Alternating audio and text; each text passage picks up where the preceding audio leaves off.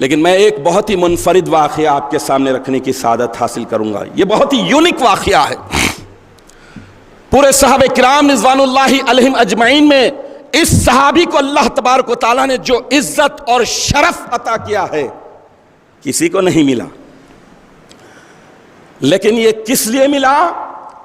یہ اس لیے ملا کہ یہ نبی کو اولا جانے، مانے اور پریکٹیکل ثابت کر کے بتا دیا کہ میرا نبی ہی سب سے اولا ہے.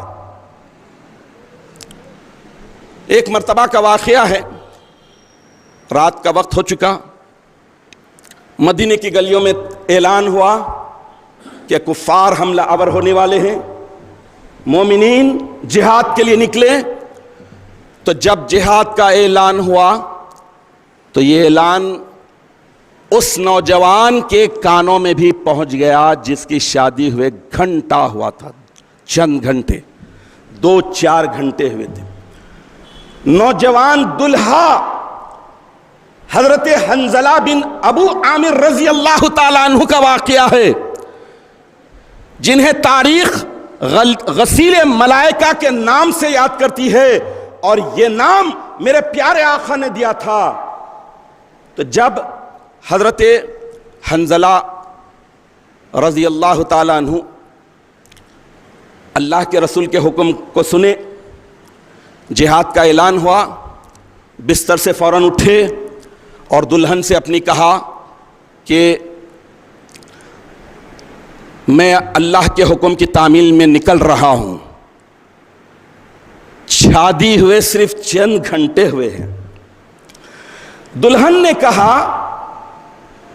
کہ میرے سرتاج ابھی تو صرف اعلان ہوا ہے، آج رات تو رک جائیے، ٹھہر جائیے، کل صبح ہوتے ہوتے آپ جہاد میں شامل ہو جائیے اور اللہ کے پیارے رسول صلی اللہ تعالی علیہ وسلم کے حکم کی تعمیل میں لگ جائیے.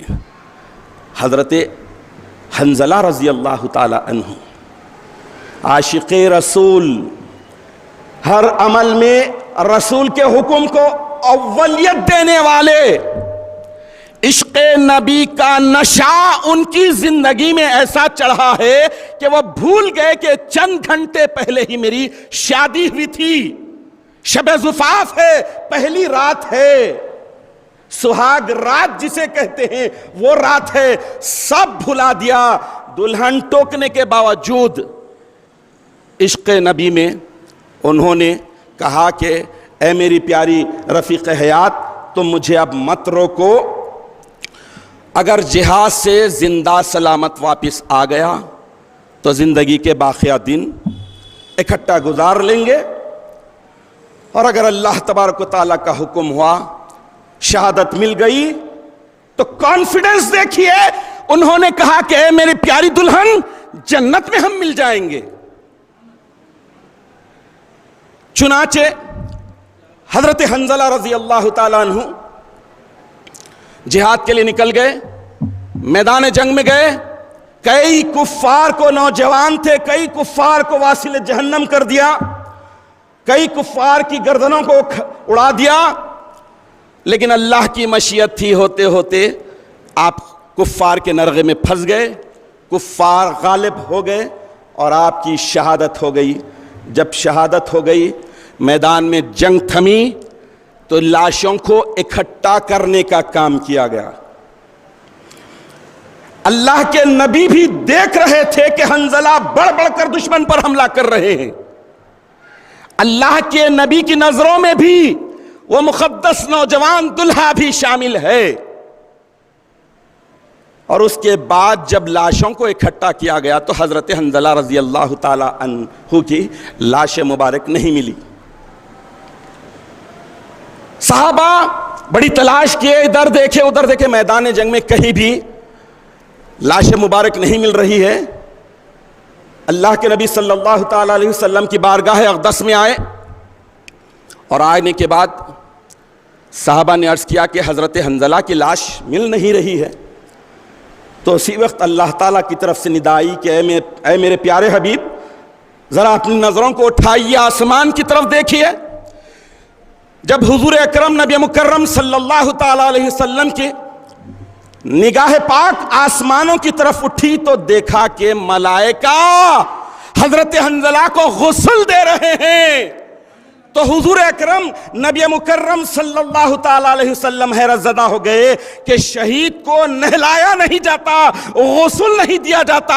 آپ نے ان کے گھر والوں سے پوچھا ماجرا کیا ہے, حنظلہ پر غسل کیوں واجب ہوا؟ تو ان کی دلہن نے کہا کہ جنابت کرنے کی وجہ سے, ہم بستری کرنے کی وجہ سے وہ ناپاک ہو گئے تھے. اللہ کو یہ گوارا نہیں ہوا کہ میرا عاشق ناپاکی کی حالت میں آئے. اللہ نے اپنے ملائکہ کو لگا دیا کہ دیکھو میرے حنظلہ کو تم غسل دیو.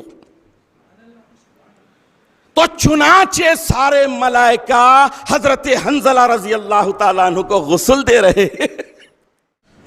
الغرض اللہ کے پیارے نبی صلی اللہ تعالیٰ علیہ وسلم کے یہ عاشق نے ثابت کر کے بتا دیا, پریکٹیکلی ثابت کر کے بتا دیا کہ نبی ہی اولا ہے, نبی کی ذات اقدس ہی اولا ہے. جان نچھاور, مال نچھاور, سب کچھ نچھاور. یہ آج کے انسانوں کے لیے, آج کے مومنوں کے لیے بڑا میسج ہے, پیغام ہے. خوشی میں اتانے ہونے والوں کے لیے بہت بڑا میسج ہے کہ دیکھو اللہ کے نبی کے مقدس صحابہ کی زندگی, طرز زندگی, جان نثاری کیسی تھی.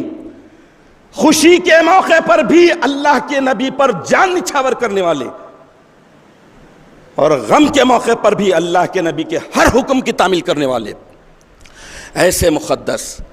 تو عاشقوں نے ہمیشہ النبی اولا بالمؤمنین کا زبردست ثبوت دیا ہے.